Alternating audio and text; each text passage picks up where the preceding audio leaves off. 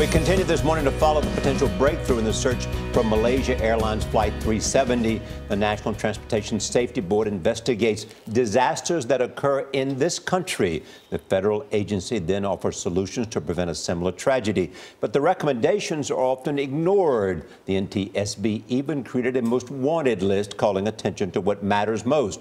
Travel editor Peter Greenberg is here with the safety fixes met with silence. Peter, good morning. Good morning, Charlie. You know, after major transportation accidents, the NTSB often presents concrete recommendations to get you to your destination safely.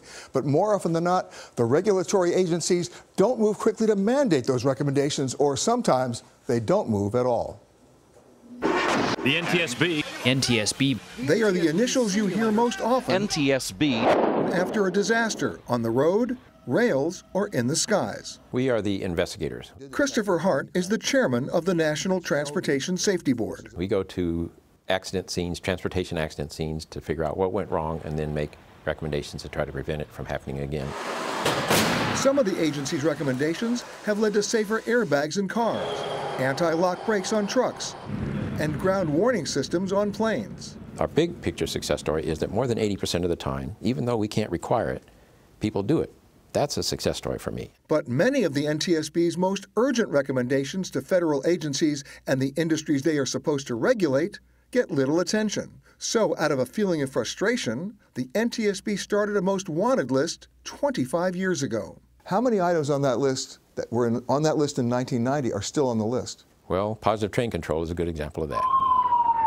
8 people were killed in May. Keep crawling, okay? When a speeding Amtrak train crashed in Philadelphia. 18 months earlier, 4 people died when a New York City regional commuter train also crashed at high speed. Positive train control and available technology to ensure safe speed could have prevented both accidents. That's one of the few items in our most wanted list that actually has a date, because Congress established the date, end of 2015. And how many years did they give them to put it in? Congress enacted it in 2008, so that was 7 years. They gave them 7 years? Yes. That doesn't give me a warm and safe feeling, knowing you could have solved this 7 years ago. It's been a long battle. That battle may continue, because it's unlikely that all of the nation's trains will meet the December deadline.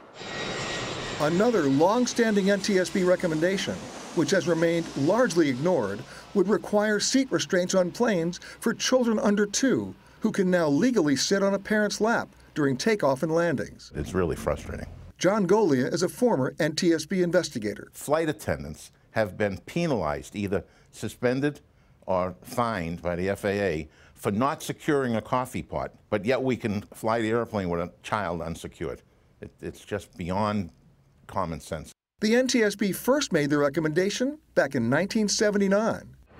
Then in 1989, United Flight 232 crash-landed in Sioux City, Iowa. More than half of the 296 people on board survived.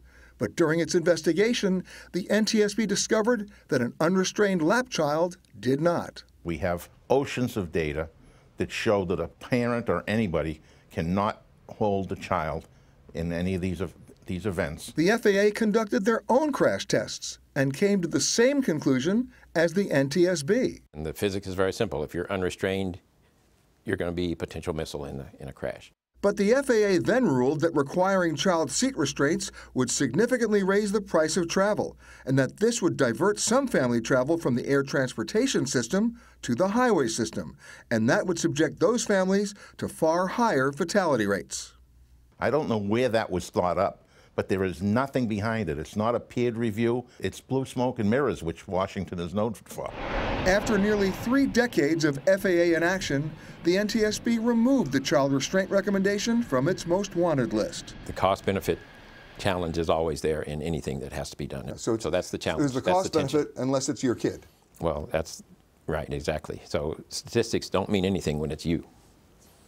Now, even though the NTSB dropped the child restraint seat from its most wanted list, it hasn't backed away from supporting it. Now, another recommendation that was then dropped after nearly 40 years of research was the NTSB was always asking for a national mandate for motorcycle helmet laws. Some states have them, but they never got the national mandate. They took it off the list. I can't believe that that is not a national mandate. I can't either, actually. Yeah. You know, it's a lobbying against the federal agencies that are required to organize this, and it just falls apart. Peter Greenberg, thank you so much.